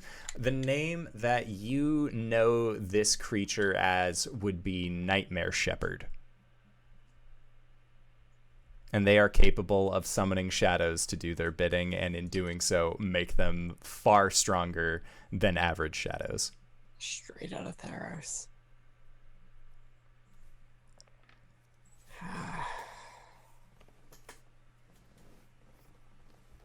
Do I know if these travel alone? You know that they never truly travel alone, as they have their shadows with them. But as far as like being a group of people, you don't. Would I expect to encounter another nightmare shepherd within this forest? Possibly, because what you saw was that it was created. The shepherd itself was created? Yes. It was created out of this almost like pine resin tree sap that seemed to leak from the foliage. We should hurry. Oh, okay. We hurry. In case that's another one. Cori, could just a little. I'm going to give her a second level cure wounds for 14 hit points. While they were discussing this, could we say Caelum went off really quick, retrieved Gwen's hand axes? Yeah. Thank you.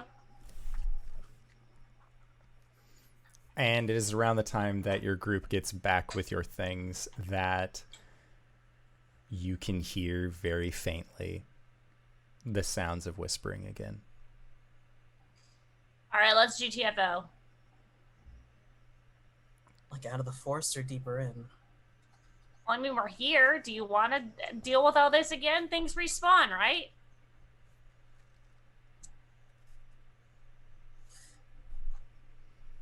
If we want to find... Jesus Christ. If we want to find orc guy, can't pull his name up right now. We're gonna have to go searching through these woods and face more of these things. I mean, I'm ready. All right, you guys are looking a little... I don't want to panic anybody, but I'm over carrying capacity.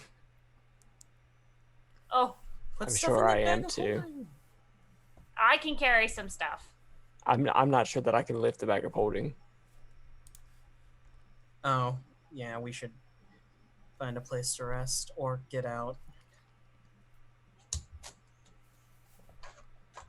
Do you guys want to try again tomorrow? We're just going to run into the same problems. No, we should Yes, but we should get what we came for.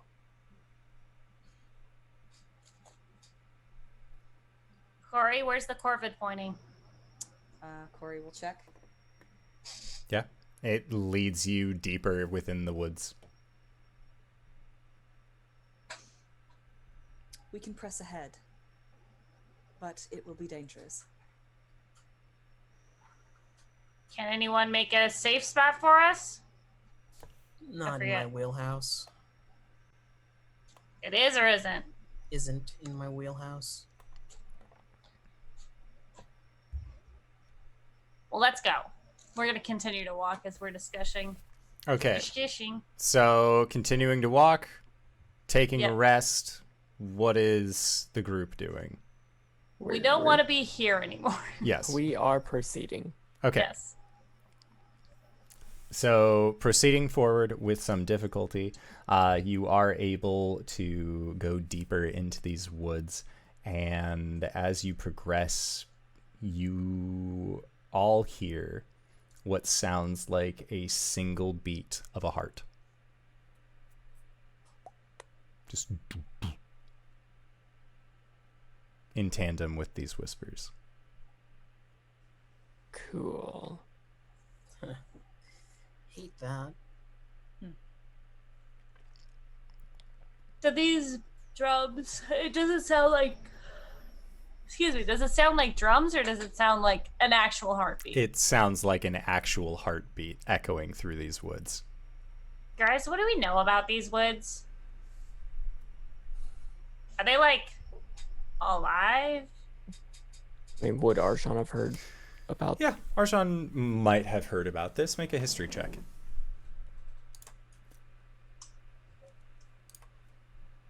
$18. Okay, so with an 18, you know that these woods used to be very vibrant, very full of life, and then a disgraced spellcaster made his home here to kind of sequester himself away from the rest of society.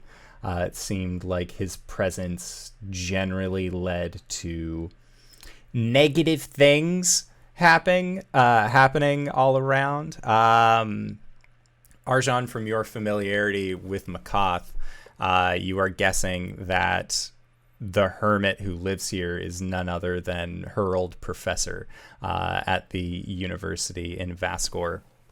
And his sole presence seems to have changed things to the point where nothing really comes out of the Grove of the Hermit, but things generally don't go in. It seems like most wildlife just seems to have an aversion to these woods as a whole.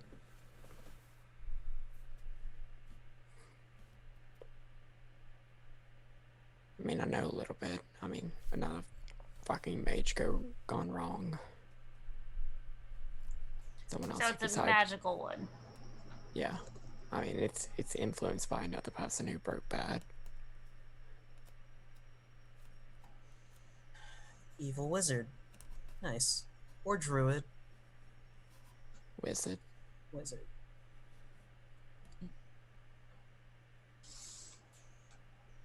So it's a magical forest that could be alive and has all these magical creatures. Is there any way that we can like protect ourselves from these things, or is it just like we're gonna have to?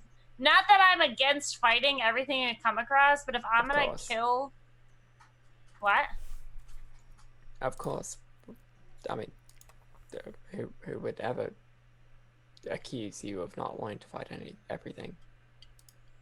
But being Well- careful, right? I do have protection from good and evil. It might help. But it'll only affect one person, and I need to concentrate on it. Yes, I have that as well.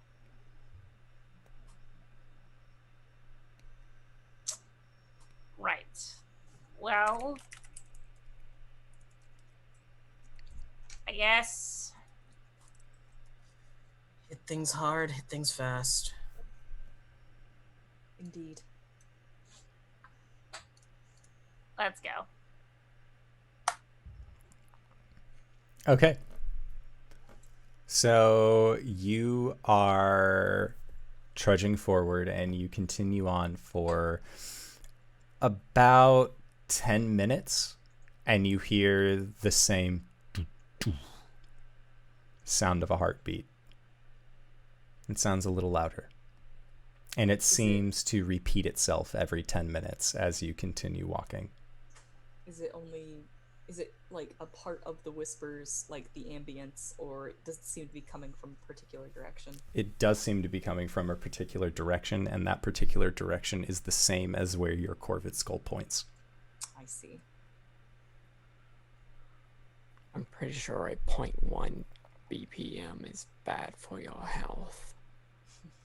I'm at 0, so The larger the creature, the longer it takes for its heart to beat. Could be What? Caelum is surprised. the entire Sorry. Can you speak up? I can't hear you. Sorry. The larger the creature, the longer it'll take for its heart to beat. The smaller the creature, the quicker. It could be the entire forest. Which might not necessarily be evil, just magical. Wishful thinking. I have a feeling that if it wasn't evil before, Chorin has found a way to make it so now. Yeah. And she's kind of smiling for a second, and then that smile falls. And she turns around, kind of squints in the direction that the Corvid skull is pointing, and she says, "If he has tampered with my season." And she just sort of trails off, and she continues walking. Gwen fucking loves Summer Cori. She's like trailing after her like a sick puppy.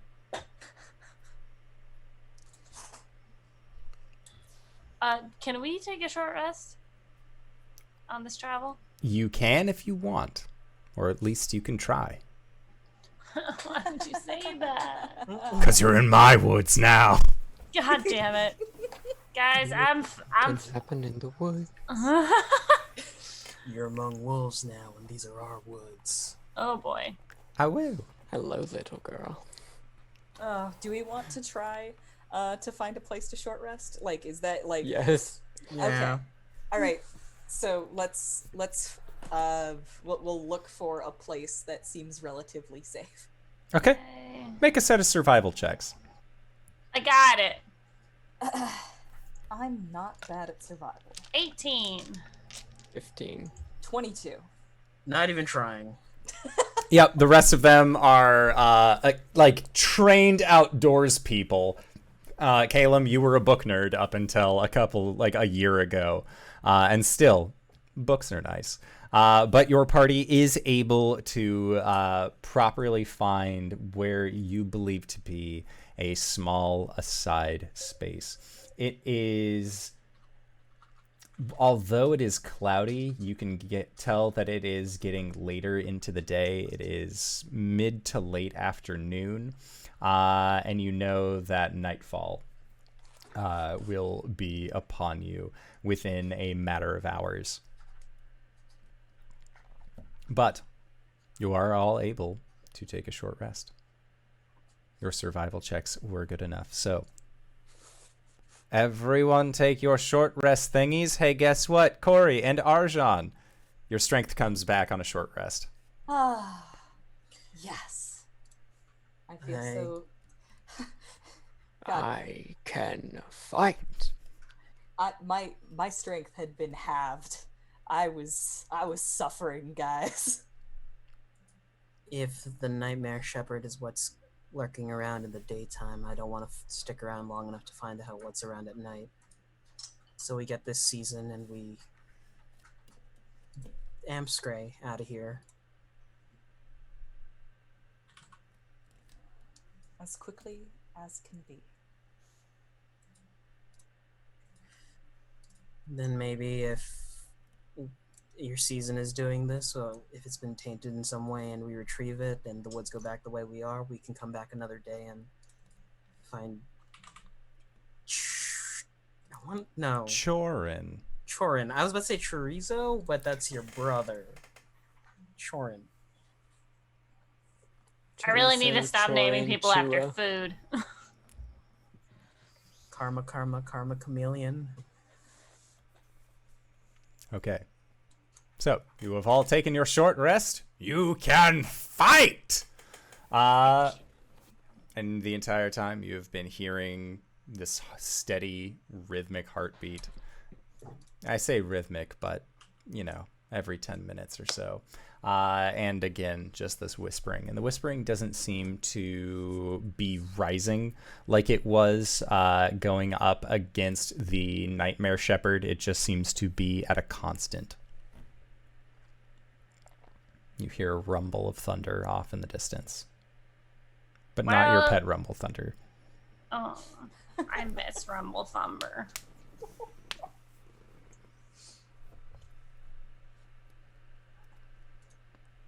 All right. And gathering up your things, finding that your gear is now once again not too heavy for you to carry, you follow the path of the Corvid skull. And at this point, there is still the whispering. This heartbeat pumps once. And in front of you, in a small clearing, rain coming down, you see a dilapidated cathedral. It is quite large to be in the middle of this woods, and you see that moss has overtaken it. The wilds have caused this place to fall into ruin. Parts of the ceiling have been broken in, and as you get close, you can hear what sounds like an actual voice of a living creature from within, and they are chanting in Giant. and it sounds spell-oriented. Ooh, that's not good. Is it a single voice? It is. Oh, okay, that's better. And it is a voice that you recognize, Gwen. Of course it is. I It's think we should- Terizo! No. What? I think we should sneak up.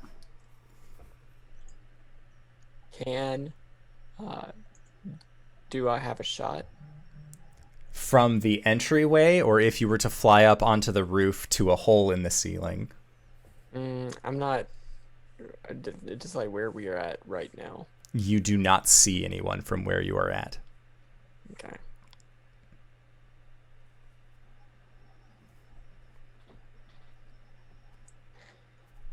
I'm not exactly the stealthiest person, and neither is Cori, but we can try. If you would like, I could try and find a position where I can take a shot, draw him out. Or, here's a stupid idea, but it might work. No.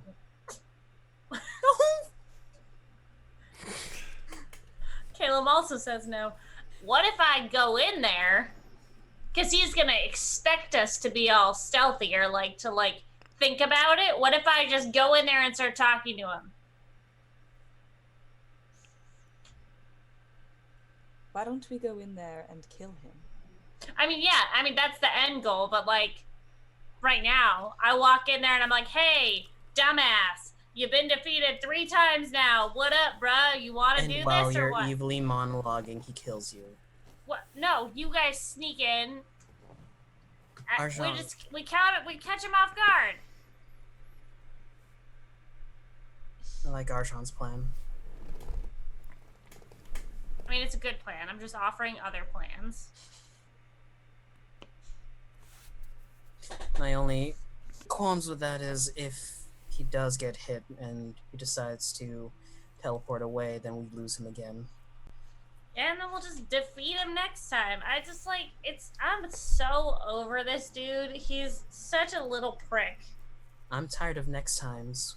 We do this definitively now, or we do it definitively now. Do you think you could stop him if he tried to teleport away? I've got some spells in reserve. Would you still like me to get into a sniping position? Yes. Thank you, Roomba. Is that what they sound like? Oh yeah. Oh god. Roomba is lost. That's what they sound like whenever they get tangled on workout equipment and can't find their charger. Oh my god. What? Beautiful. So, you are all going to be stealthy going into this here cathedral. The Nah. way I understand it is that I'm going to be stealthy and find a position where I have a clear shot on him, and everybody else is going to be stealthy and go. Gotcha. Okay, Arjhan, make a stealth check. First off, I would like to take aspect of the Black Dragon. Sure. You do it.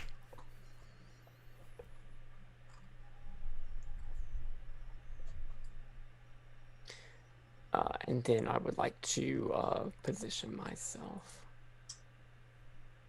12. Okay.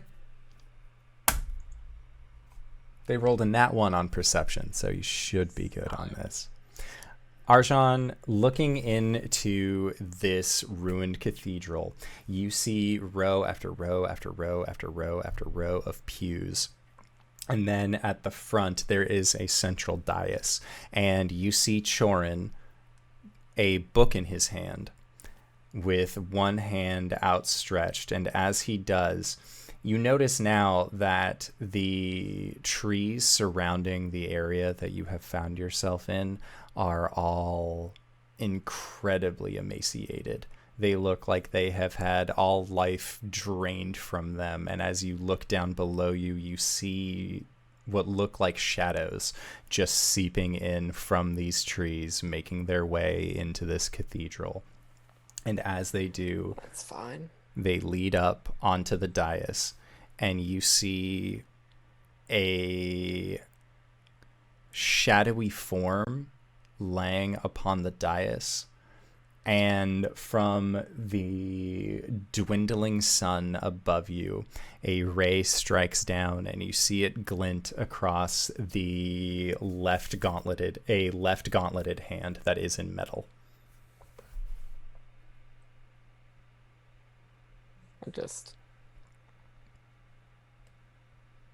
And you watch as the shadowed figure rises at the waist.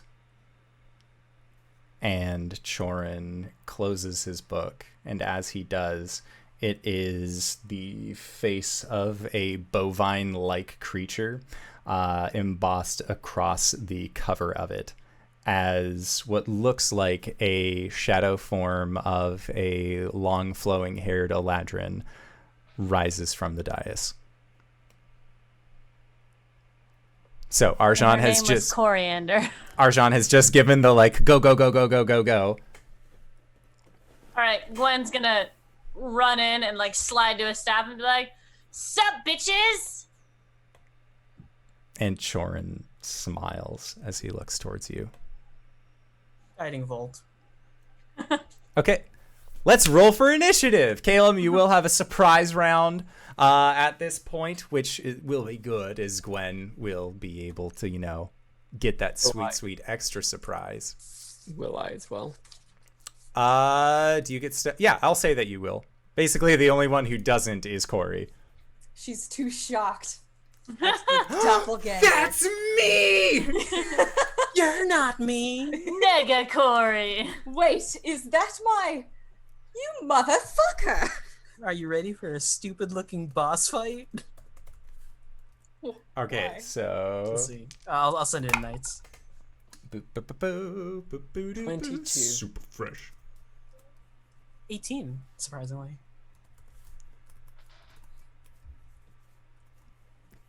Gwen?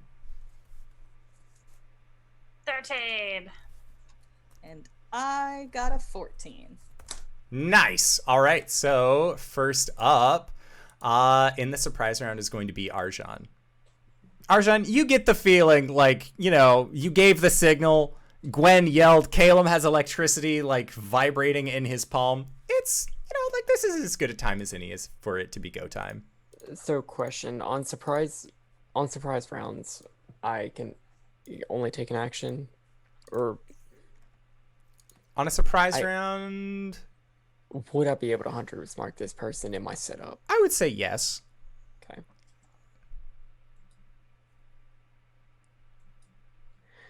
Cool. I'm taking 3 shots at Chorin. them. Sorry, does he see me? Yeah, he was facing towards the door. Actually, no, because he rolled a nat 1, so he hasn't seen you, but he has seen Gwen. Okay, so will I get advantage on the first attack? Yes. 23. Okay, with a 23, that is more than enough to hit him. Okay. 16 points of force damage for the first attack. Okay. Same thing, 23 to hit. Okay, that'll hit.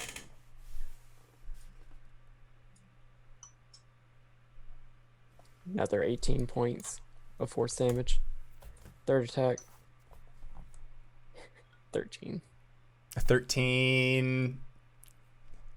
13 hits. He's a caster. 10 points. Okay.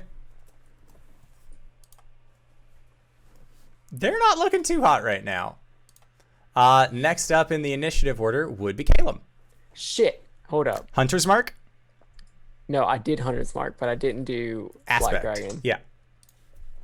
11 more points. of Okay. All acid. Okay. Oops, all acid. Sure. Okay. So, yep. Next up, Caelum. In the surprise round, you cast a Guiding Volt. Yep. Which, by that sound, I'm guessing that it starts with a twe and ends with an NG. Yeah. Fucking door. 34 points of lightning damage. Hoo-wee. That's actually pretty low for your crits. This was a second level one. Oh, okay. Yeah, that makes sense. Okay. Chorin is surprised. Cori, You have advantage on attack. So this was in the surprise round. So Cori, you didn't have anything that you were doing. Gwen, you can rage and act normally, should you so choose. I would like to tiny rage and then move in, and I'm going to. How bad does he look? Oh, he looks pretty fucked up at this point. Like, one attack's gonna do him in? One or two. Okay, Gwen is going to... Gwen's gonna attack. You got advantage. With the runt axe. Ooh, wait, do I have the thing yet? You Advantage? also have advantage. I rolled a 19. I don't remember if I'm high enough level that I... In fighter. In to get, fighter. That is only champion fighter. Yeah. Got it. Not Okay. I just wanted to make sure. I'm going to do non-lethal damage for my first attack. Sure. So that would be 18. 18 damage? Mm-hmm. Okay. Is he still up? Barely. Solid. I'll do another attack. Okay. 27. Yeah, that'll hit. Nope, just kidding. This is 17. That'll hit. I was like, wait a minute. And that is 11 damage. Okay. Non-lethal. So 11 damage, non-lethal. As you connect with your axe, he begins to stumble back. And as he does, you all hear that same singular heartbeat. But this time it is so loud, it is almost deafening. And from the back of this cathedral, you see that there was a stairwell that led down into the depths of this place. And a alabaster white hand grips the side wall as they pull themselves forward. And you see an elven figure who looks tired. They look weak. They seem gaunt. Arjhan, you're fairly certain that this is some fucking horrendous looking monster that has just crawled up out of the depths of this cathedral.